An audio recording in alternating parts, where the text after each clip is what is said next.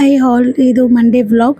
Monday ಬಂದ್ಬಿಟ್ಟು April 15 ನನ್ನ ಮಗಂದು ಬರ್ಡೇ. ಸೊ ಅದನ್ನು 13ಕ್ಕೆ ದಾಟ್ತಾ ಇದ್ದಾನೆ ಈಗ, 12 ತುಂಬಿ. ಸೊ ಅವನಿಗೆ ನೈಟೇ ನಾವು ಸಂಡೇ ನೈಟೇ ಕಟ್ ಮಾಡಿದ್ವಿ ಕೇಕ್ನ. ಬಟ್ ಅವನಿಗೆ ಹೇಳಿದ್ವಿ ಈವ್ನಿಂಗ್ ಏನು ಮತ್ತೆ ಕಟ್ ಮಾಡೋದಿಲ್ಲ ಅಂತ. ಅವ್ನು ಅದೊಂದು ಬೇಜಾರಲ್ಲಿದ್ದ. ಬಟ್ ಅದೊಂದು ಸರ್ಪ್ರೈಸ್ ಇತ್ತು. ಸೊ ಮಾರ್ನಿಂಗ್ ಬಂದುಬಿಟ್ಟು ಏಪ್ರಿಲ್ 15 ಮಾರ್ನಿಂಗ್ ನಾವು ಫನ್ ವರ್ಲ್ಡ್ಗೆ ಪ್ಲ್ಯಾನ್ ಹಾಕಿದ್ವಿ, ಹೆಂಗೋ ಮಕ್ಳಿಗೂ ವೆಕೇಷನ್ಗೆಲ್ಲೂ ಕರ್ಕೊಂಡು ಹೋಗಿಲ್ಲ ಅಂತ. ಆ್ಯಂಡ್ ಟಿಕೆಟ್ಸ್ ಕೂಡ ತೊಗೊಂಡಿದ್ದೀವಿ.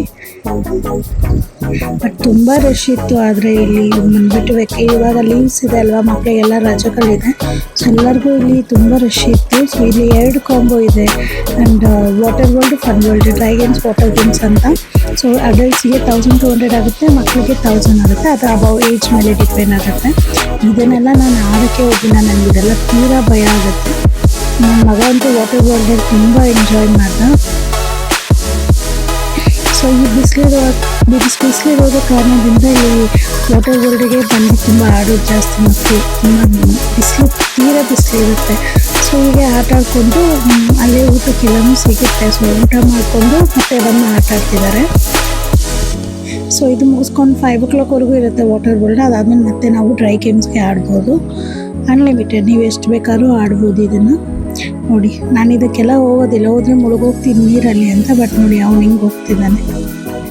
ಅವನಂತೂ ತುಂಬ ಎಂಜಾಯ್ ಮಾಡ್ದೆ. ನಾನು ಡ್ರೈ ಗೇಮ್ಸಲ್ಲಿ ಜಸ್ಟ್ ಕಾರ್ ರೇಸಿಂಗ್ ಮಾತ್ರನೇ ಆಡಿದ್ದು, ಬೇರೆ ಯಾವುದಿಲ್ಲ. ಬಟ್ ಇದು ನನ್ನ ಫೇವ್ರೆಟ್ ಗೇಮು.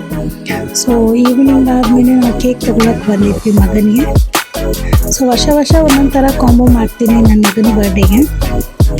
ನನ್ನ ಫ್ರೆಂಡ್ಸ್ನೆಲ್ಲ ಇನ್ವೈಟ್ ಮಾಡಿದ್ದೆ ಅಂದ್ಬಿಟ್ಟು ಗೀ ರೈಸು ಚಿಕನ್ ಕುರ್ಮಾ ಮಾಡಿದ್ದೆ.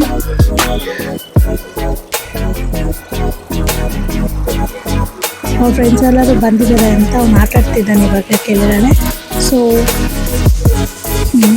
ಕೇಕ್ ಕಟ್ಟಿಂಗ್ ಸ್ಟಾರ್ಟ್ ಆಯಿತು. ಕೇಕ್ ಕೂಡ ಕಟ್ ಮಾಡಿ ಆಗಿದೆ. ಬಟ್ ಅವನಿಗೆ ಅಂತೂ ಅವತ್ತಿನ ದಿನ ತುಂಬ ಇಷ್ಟ ಆಗಿದ್ದ ದಿನ ಅದು. ತುಂಬ ಎಂಜಾಯ್ ಮಾಡ್ದ ಪೂರ್ತಿ ದಿನ.